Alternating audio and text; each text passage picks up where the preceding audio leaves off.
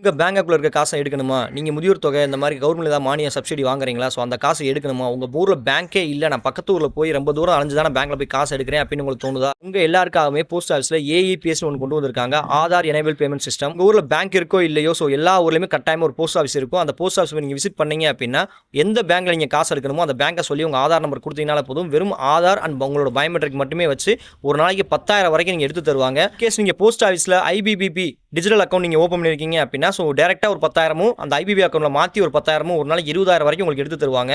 நீங்க ஒரு பேங்க்ல ஒரு ஏடிஎம் வச்சிருக்கீங்க அப்படின்னா, ஸோ அந்த பேங்க் ஏடிஎம்ல நீங்க போனீங்கன்னா ஒரே நாள்ல 40,000 எடுக்கலாம். இன்கேஸ் அதர் பேங்க் ஏடிஎம்ல போனீங்கன்னா ஒரு நாளைக்கு 20,000 தான் எடுக்க முடியும். ஸோ அதே கான்செப்ட் தான் நம்ம போஸ்ட் ஆஃபீஸ்லயும். உங்களோட அவசர நிமித்தத்துக்காக பாத்தீங்கன்னா, நீங்க இன்னொரு இடத்துக்கு காசு செலவழிச்சு போய் நீங்க பேங்க் போனாலும் சரி, ஒரு ஏடிஎம் போய் காசு எடுக்கிறத விட உங்களோட நியர்பை போஸ்ட் ஆஃபீஸ் விசிட் பண்ணீங்கனாலே 2 செகண்ட்ஸ்ல பாத்தீங்கன்னா உங்க ஆதாரை எனேபிள் பண்ணி உங்க பயோமெட்ரிக் வச்சு காசு எடுத்து கொடுத்துருவாங்க. எனேபிள் பேமெண்ட் சிஸ்டம் நீங்க வந்து போஸ்ட் ஆஃபீஸ் மூலமா நீங்க பெறணும் அப்படின்னா, நீங்க வந்து எந்த பேங்க்ல இருந்து காசு எடுக்கணும்னு நினைக்கிறீங்களோ பேங்க்ல உங்க ஆதாரை சீட் பண்ணாலே போதும். ஆதார் இணைச்சிருந்தாலே போதுமானது. நீங்க ரேக வச்சு உடனுக்குடன் வந்து நீங்க போஸ்ட் ஆஃபீஸ் மூலமா நீங்க ஏஇபிஎஸ் சர்வீஸ்ல இருந்து காசு எடுத்துக்கலாம்.